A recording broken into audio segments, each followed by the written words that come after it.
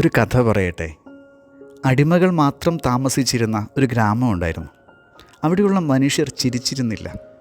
ശപിക്കപ്പെട്ടവരായിട്ടാണ് അവർ സ്വയം കരുതിയിരുന്നത്. അതുകൊണ്ട് തന്നെ അവിടെ ഓരോ കുഞ്ഞ് പിറക്കുമ്പോഴും അവർ ആഹ്ലാദിക്കുന്നതിന് പകരം വിലപിക്കുകയാണ് ചെയ്തിരുന്നത്. അങ്ങനെ ഇരിക്കെ ഒരു സഞ്ചാരി അവിടെ എത്തി.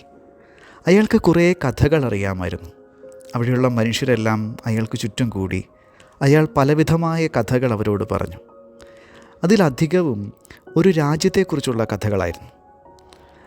അവർ തങ്ങളെ തന്നെ മറന്ന് അയാളുടെ കഥകൾ കേട്ടിരുന്നു. അതിനിടയ്ക്ക് അവർ കരഞ്ഞു, ചിരിച്ചു, അവരുടെ ഹൃദയം നിറഞ്ഞ് തുളുമ്പി. അങ്ങനെ ഇരിക്കെ അയാൾക്ക് ആ ദേശം വിട്ടുപോകേണ്ട നാൾ വന്നു ചേർന്നു. ഒടുവിലത്തെ സന്ധ്യയിൽ അവരെല്ലാവരും ഒരു വലിയ മരത്തിൻ്റെ ചുവട്ടിൽ ഒരുമിച്ച് കൂടി.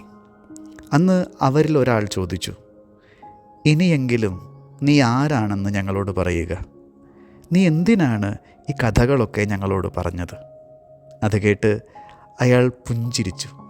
അതിനുശേഷം അവരെ നോക്കി ഇങ്ങനെ പറഞ്ഞു, ഇത്രയും നാൾ ഞാൻ പറഞ്ഞുകൊണ്ടിരുന്ന രാജ്യത്തിലെ രാജാവാണ് ഞാൻ. നിങ്ങളെല്ലാവരെയും എൻ്റെ പിതാവിൻ്റെ രാജ്യത്തിലേക്ക് ക്ഷണിക്കാനാണ് ഞാൻ വന്നത്. അത് കേട്ട ആ കേൾവിക്കാരൊക്കെയും വിസ്മയിച്ചു. കാരണം അടിമകളുടെ ഗ്രാമത്തിൽ കിരീടവും ചെങ്കോലും സൈന്യവും ഒന്നുമില്ലാതെ ഒരു രാജാവും. അവർ അതിശയത്തോടെ ചോദിച്ചു. എങ്കിലും അവർക്ക് ആകാംക്ഷ അടക്കാനായില്ല. അതുകൊണ്ട് അവർ തുടരെ ചോദ്യങ്ങൾ അയാളോട് ചോദിക്കാൻ തുടങ്ങി. ആദ്യത്തെ ചോദ്യം ചോദിച്ചത് ഒരു വൃദ്ധനായ മനുഷ്യനായിരുന്നു. ആ രാജ്യം എങ്ങനെയായിരിക്കും എന്നാണ് അയാൾ ചോദിച്ചത്. അതിന് അയാൾ പറഞ്ഞ മറുപടി ഇങ്ങനെയായിരുന്നു, നിങ്ങൾ ഈ ഭൂമിയിൽ കണ്ടിട്ടുള്ളതുപോലെ മതിലുകൾ കൊണ്ട് നിർമ്മിച്ച പട്ടാളക്കാർ കാവൽ നിൽക്കുന്ന ഒരു രാജ്യമല്ല അത്. അത് സ്നേഹവും സത്യവും നീതിയും ഭരണം നടത്തുന്ന രാജ്യമാണ്. അങ്ങനെയെങ്കിൽ ആർക്കാണ് ആ രാജ്യത്തിൽ പ്രവേശിക്കാൻ കഴിയുക എന്നതായിരുന്നു രണ്ടാമൻ്റെ ചോദ്യം. എന്നിൽ വിശ്വസിക്കാൻ മനസ്സുള്ളവർക്കൊക്കെ അവിടേക്ക് പ്രവേശിക്കാം. അവിടേക്ക് പ്രവേശിക്കുന്ന ആരെയും പുറത്താക്കുകയോ അവിടെയുള്ള ആരെയും ഒഴിവാക്കുകയോ ചെയ്യില്ല എന്നതാണ് ആ രാജ്യത്തിൻ്റെ പ്രത്യേകത എന്നയാൾ പറഞ്ഞവസാനിപ്പിക്കുമ്പോൾ തന്നെ, അങ്ങനെയാണെങ്കിൽ എങ്ങനെയാണ് ആ രാജ്യത്തിലെത്തുക എന്ന് മൂന്നാമത്തെ ചോദ്യവും ഉന്നയിക്കപ്പെട്ടു. അതിന് അയാളുടെ മറുപടി ഇങ്ങനെയായിരുന്നു, എൻ്റെ രാജ്യത്തിലെത്താൻ നിങ്ങൾ എവിടേക്കും സഞ്ചരിക്കേണ്ടതില്ല. സ്നേഹിക്കാൻ തയ്യാറാണെങ്കിൽ നിങ്ങൾ എവിടെയായിരിക്കുമ്പോഴും എൻ്റെ രാജ്യത്തിൻ്റെ ഭാഗമായിരിക്കും. അത് കേട്ട് ആകാംക്ഷയോടെ മറ്റൊരാൾ ഇങ്ങനെ ചോദിച്ചു, എപ്പോഴാണ് നിൻ്റെ രാജ്യം വന്നു ചേരുന്നത്? ചിരിച്ചുകൊണ്ട് അയാൾ ഇങ്ങനെ മറുപടി പറഞ്ഞു, എൻ്റെ രാജ്യം നിങ്ങളുടെ ഹൃദയത്തിലാണ്. ഞാൻ പറഞ്ഞ കഥകളൊക്കെ നിങ്ങളുടെ ഉള്ളിൽ നിക്ഷേപിക്കപ്പെട്ട കടുകുമണി വിത്തുകളാണ്. വളരാൻ നിങ്ങളവയെ അനുവദിക്കുമെങ്കിൽ അതൊക്കെയും വലിയ മരങ്ങളാകും.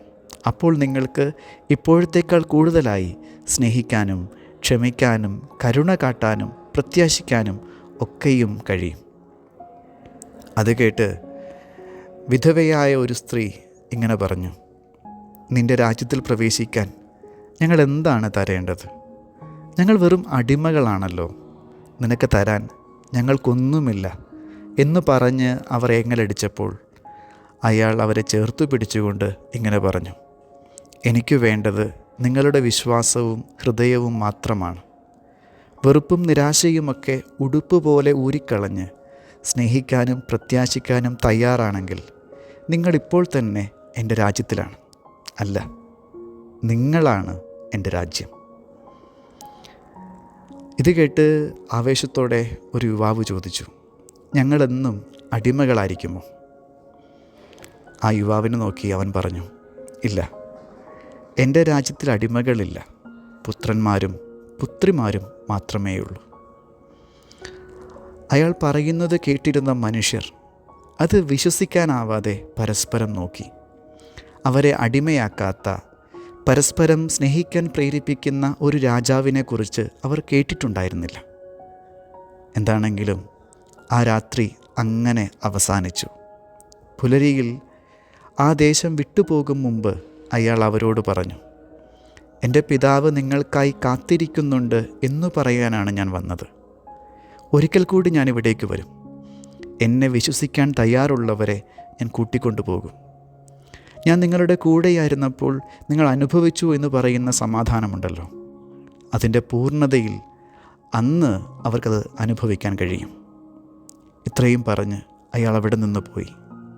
തങ്ങളുടെ ദുഃഖവും ഭാരവുമൊക്കെ ആ രാജാവ് പരിഹരിക്കുമെന്ന് അവർക്ക് തോന്നി. അയാൾ വീണ്ടും വരാൻ വേണ്ടി അവർ പ്രത്യാശയോടെ കാത്തിരുന്നു. പ്രിയമുള്ള ചങ്ങാതി, പണ്ടെങ്കോ നടന്ന ഒരു കഥയല്ല ഇത്, മറിച്ച് യേശുവെന്ന രാജാവിനെക്കുറിച്ചുള്ള കഥയാണ്. ആഗ്രഹിച്ചാൽ ഇപ്പോഴും കൈനീട്ടി തൊടാവുന്ന ഒരു രാജാവ്. അവൻ ഭൂമിയിലേക്ക് വന്നത് അതിനെ കീഴടക്കാനായിരുന്നില്ല. സ്നേഹത്തെക്കുറിച്ചും സത്യത്തെക്കുറിച്ചുമുള്ള കഥകൾ ഭൂമിയോട് പറയാനും അവിടെയുള്ള മനുഷ്യരെ തൻ്റെ രാജ്യത്തിലേക്ക് ക്ഷണിക്കുവാനുമായിരുന്നു.